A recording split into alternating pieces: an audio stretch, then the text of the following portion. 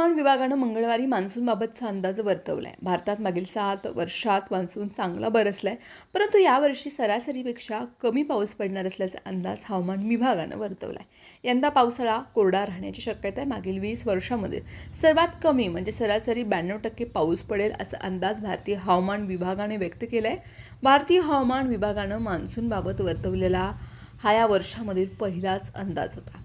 दरवर्षी एप्रिल महिन्यात मान्सूनबाबत भारतीय हवामान विभागाकडून घोषणा केली जाते. हवामान विभागाच्या घोषणेकडे देशाचं लक्ष लागलेलं असतं.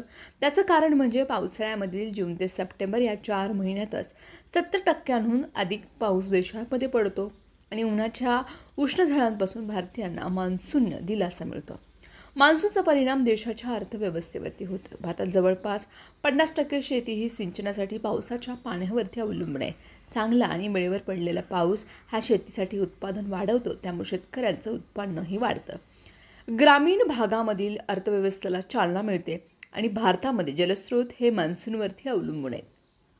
पिण्याचं पाणी, नदीमधील पाणी तसेच भूजल पातळीमध्ये वाढ होण्यासाठी मान्सून आवश्यक आहे. मान्सून दरम्यान पडणाऱ्या पावसाचं पाणी पिण्यासाठी, वीज निर्मितीसाठी, उद्योगासाठी वापरलं जातं.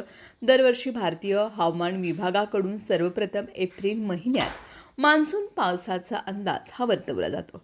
त्यानंतर मे महिन्यात पुन्हा एकदा माहिती दिली जाते. त्यानंतर सातत्यानं पावसाबाबत सूचित केलं जातं. यंदा मान्सून कमी पडणार असल्याचा अंदाज व्यक्त करण्यात आला आहे. त्यामुळे सरकार आणि धोरणकर्त्यांनी पाणी टंचाई भासू नये म्हणून उपाययोजना सुरू करणं आवश्यक आहे.